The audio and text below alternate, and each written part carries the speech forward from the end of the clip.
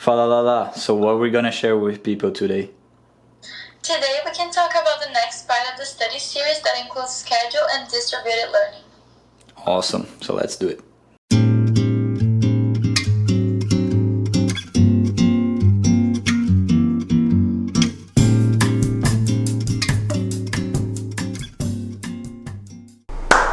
Fala galera! So in this next part of the series, we're going to explore how to set up your schedule so you can boost your learning speed.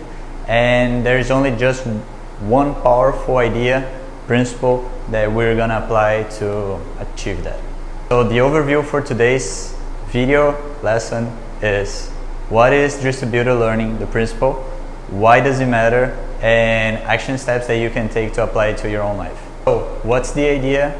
It's the principle called distributed learning, which was explored by Benedict Carey in his book How We Learn. It relates to the fact that our brains learn more and better if we space out our study sessions instead of cramming everything at once. Our brains need time to process and consolidate the information that we study into long-term memory, and so there's a biological threshold on how much you can learn or study in a study session or even in a day. So instead of trying to cram everything, all the material for a class before an exam or on the day off, it's immensely better from your brain perspective to space out your study sessions into multiple days. Differently, it's way better to have multiple study blocks than a big one. As we're gonna see, it literally doubles the amount you remember after studying. And the good thing is that it doesn't take, you don't need to study harder, you don't need to study longer, you just need to do it distributedly, spaced out. Why does it matter? To answer that, I'm gonna have to quote two books. One is from Benedict Carey and How We Learn, and another is from Cal Newport, How to Become a Straight A Student. Benedict Carey tells us, people learn at least as much and retain it much longer when distribute or space their study time than when they concentrate on it. Mom is right. It's better to do a little today and a little tomorrow rather than everything at once. It's not just better, but a lot better. Distributed learning can double the amount we remember later on.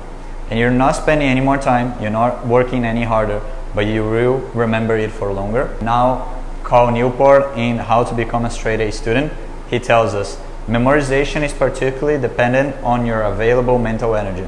It doesn't work if you try to commit items to memory for 8 hours straight, but it does work if you try to memorize only an hour at a time and only 1 or 2 hours a day. Spread the work out over many days and never dedicate too much time to any one sitting with your flashcards. So if you want to learn the material we have to study as effortless and as fast as we can, it's essential for us to space out our study sessions. It's extremely better to choose 1 hour for 5 days than to choose 1 day and 5 hours normally before the exam. The amount of work is the same, the amount of time is the same, but we're gonna learn way better and be way less stressed in the process. Awesome. With all of that in mind, now let's go to the action steps so you can apply this to your own life. What can you do? Next time you have an exam, plan on start studying at least 2 or 3 days in advance. If you want even better results or the class is super hard, you might want to start at least 4 to 7 days before, even if it's just 30 minutes in the beginning. Ask yourself, how can I best distribute my studying and what will my schedule look like? Start small so you don't procrastinate and stick to your schedule that you planned. Remember, this is supposed to make things easier and less stressful during the process, so make sure you apply it. Fala Lala, so I'm done now, what should we do? Awesome! Now we just need to ask everyone for a small favor. Ask them to like the video and share it with their friends who might need this advice. Cool, awesome.